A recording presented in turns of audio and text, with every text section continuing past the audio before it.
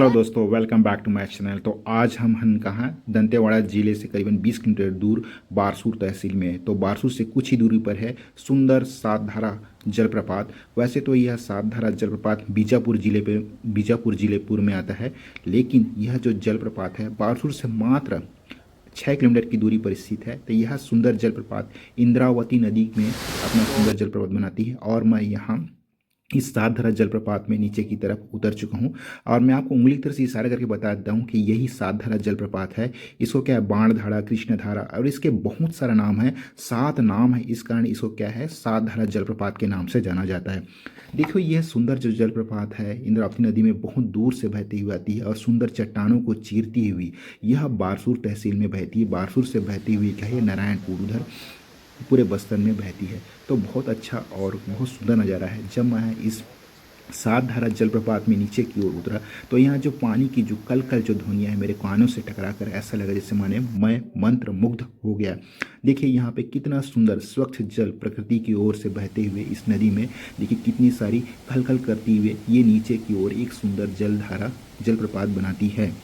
तो यह जलधारा नीचे की ओर 7 प्रकार से यह धारा बनाती है। एक एक करके यह जलप्रपात धीरे धीरे नीचे करके 7 किनारे से यह जलधारा नीचे गिरती, इसलिए इसको क्या है, 7 धारा जलप्रपात कहते हैं। तो आप लोग जब भी ये सातधारा जलप्रपात जाएंगे तो दंतेवाड़ा से होते हुए बारसूर के पास लगा हुआ है यह सातधारा जलप्रपात। और यह जलधारा क्या है, इंद्रावती नदी पर अपना जलप्रपात बनाती है। कुछ इस तरह से इसके जो नज़ारे हैं मैंने अपने सुंदर कैमरे में कैप्चर किया, जो कल कल पानी बहती हुई, क्योंकि पानी का बहाव कुछ ज़्यादा था इसलिए हम उस पार नहीं जा पाए, वरना थोड़ा पानी कम होने पर ये आगे की ओर भी आप जा सकते हैं और यहाँ अपना सेल्फी ले सकते हैं। तो यह जलप्रपात थोड़ा सा रिस्की है, बच्चे लोग भी इससे काफ़ी दूर रहते हैं, इसलिए आप किनारे से सेल्फी ले, क्योंकि अगर थोड़ी भी असावधानी बरतेंगे तो आप सीधे जो जलधारा है वहाँ बहकर नीचे गड्ढे में गिर सकते हैं और कुछ हानि भी हो सकती है। इसलिए इस तरह से जब आप जलप्रपात देखने जाएं तो थोड़ी दूरी बनाकर आप यहाँ पे सेल्फी लें। देखिए यहाँ पे कितना सुंदर नज़ारा है।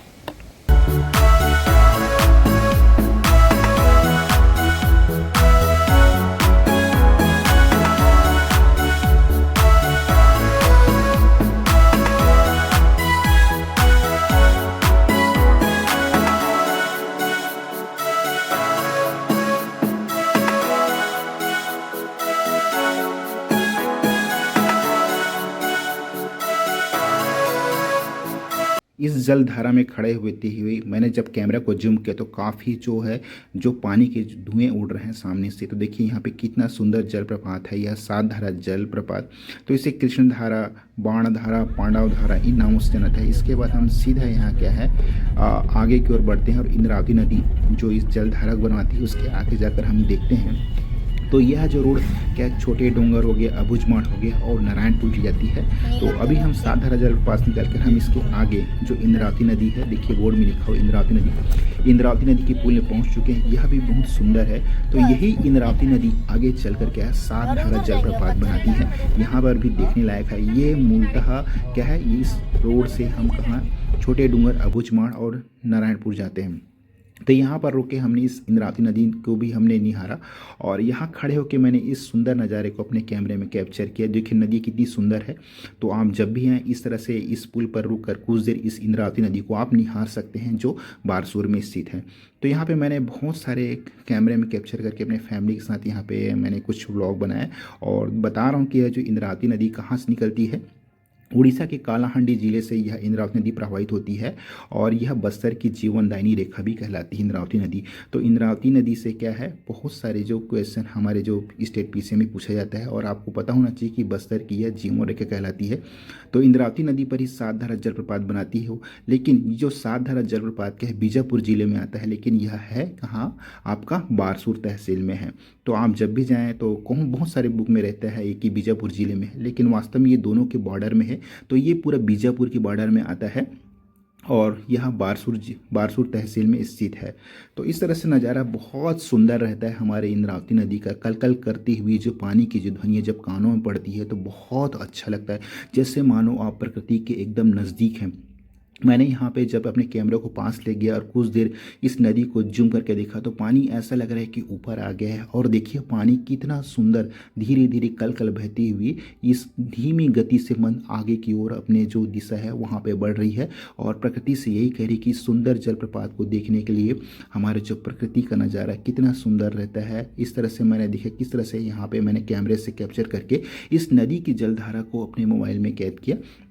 और आगे देखा कि मैंने यहाँ पे बहुत सारे घने घने जंगल और छोटे छोटे पेड़ हैं। तो इन इन नदियों के सहारे ही इन पेड़ घने जंगलों से बहती हुई ये नदियाँ आगे की ओर बढ़ती हैं।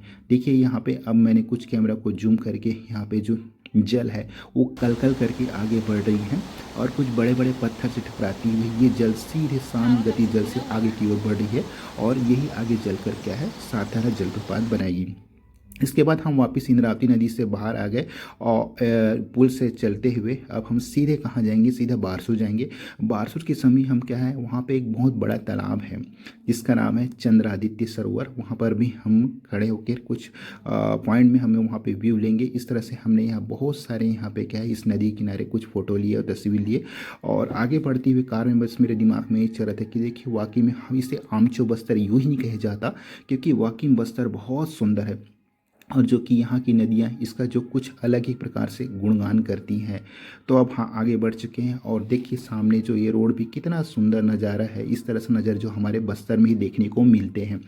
कितना सुंदर जो प्रकृति नज़ारा शाम के समय जो सूरज जब ढलता है तो चमचमाती यहाँ पे सूर्य की किरणें हमारे सामने पड़ रही है, जो भी एक बहुत अद्भुत नज़ारा है। इस तरफ से बहुत ही कम नज़ारा हमें देखने को मिलते हैं।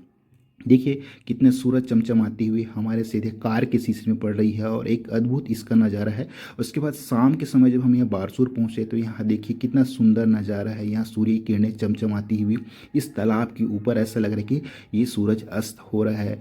तो मानो बारसूर भी एक अपने लिए इतिहास कहती है और मैं आपको इसके बारे में बारसूर में बहुत सारे आगे किसी कहानी को बताऊंगा।